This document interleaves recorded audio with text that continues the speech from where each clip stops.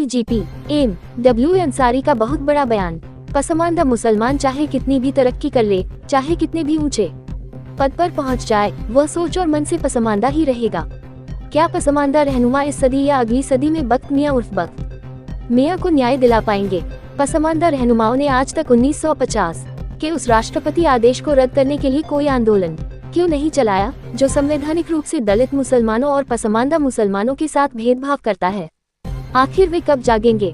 ये बड़े होते पर पहुंच जाए, मगर वो सोच और जहन से पसमानदा ही रहे। देखिए जावेद इसरार साहब की पूरी टीम का मैं एक तो ये है कि जो सवाल कर रहे हैं इसका अगर मैं जवाब दूंगा तो तमाम पसमानदा तबके के लोग जो है मुझे बुरा भला कहेंगे।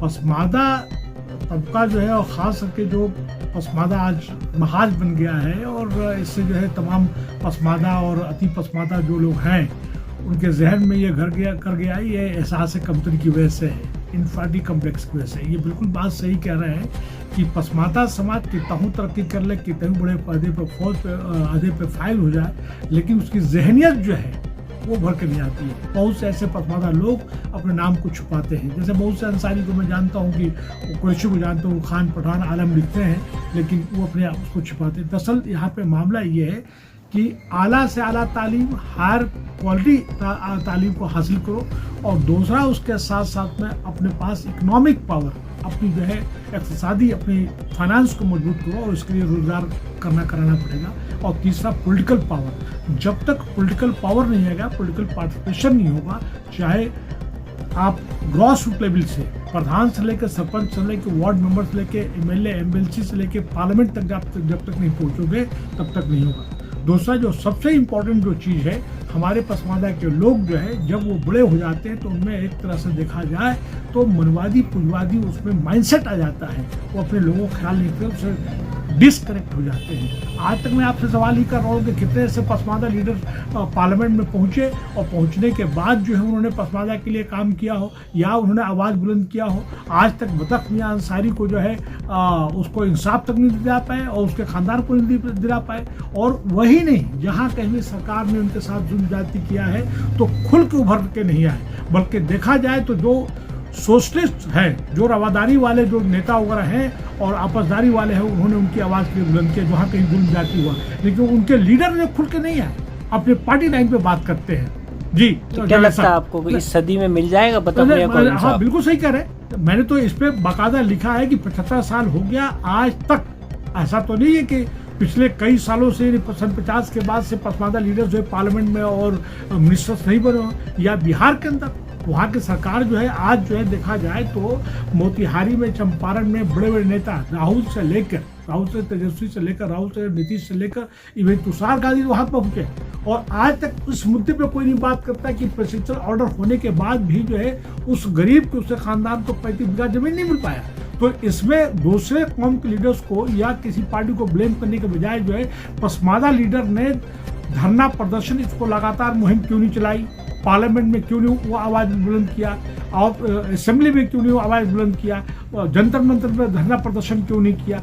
ये बताऊं कि मैं यहाँ पे बताना चाहता हूँ कि रघु ठाकुर जी ने, जो सोशलिस्ट पार्टी है लोहिया ग्रुप के, उन्होंने बल्कि खुद के कहा कि गांधी का कातिल मशहूर हो गया और उसको बचाने वाला आदमी जो है गुमनाम हो गया, उसको इंसाफ नहीं मिली। उन्होंने खुद कहा कर ये कि जाति बिरादरी अगर मनवादी पुंजवादी होती, अगर ये अपर कास्ट होते तो शायद उनको इंसाफ मिल गया होता, लेकिन इसके लीडर इसके लिए जिम्मेदार जो है पसमानदा लीडर जिम्मेदार है।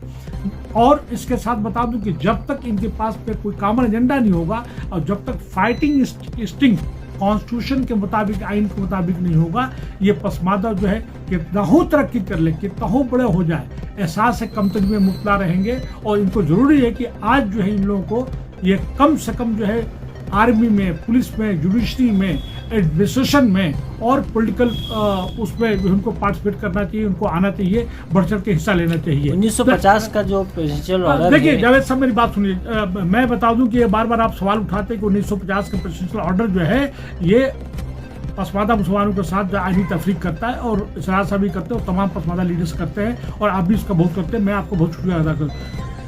1950 का प्रेसिडेंशियल ऑर्डर जो है ये आईनी कॉन्स्टिट्यूशनल डिस्क्रिमिनेशन है। 341 जो है ये कॉन्स्टिट्यूशनल डिस्क्रिमिनेशन है। जब तक पसमानदा लीडर्स खुल के रोड पे नहीं आएंगे, इनको इंसाफ नहीं मिलेगा। आज देखा जाए तो बहुत से पसमानदा के लोग जो है कहीं न कहीं पॉलिटिकल पावर के साथ में, खास करके जो सत्ता में है, इक़्तिदार में है, आज देख रहा हूँ कि हर आदमी जो है वामसे के साथ में है और उसके साथ साथ में आप बीजेपी के साथ में है। तो भाई माननीय प्रधानमंत्री आज से 200-250 साल पहले हैदराबाद में पसमानदा की फिक्र जताई थी। ये 1950 का प्रेसिडेंशियल ऑर्डर खत्म क्यों नहीं करता?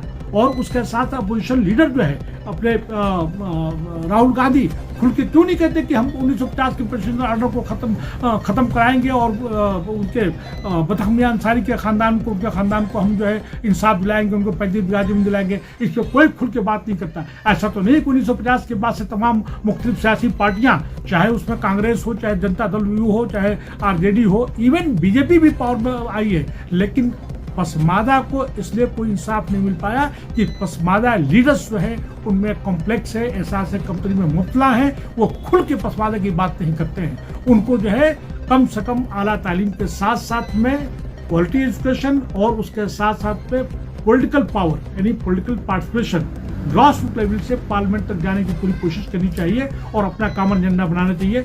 जावेद साहब आपका और आपके दो साथी सराज साहब का, शाहर साहब का, तमाम लोगों का बहुत बहुत शुक्रिया।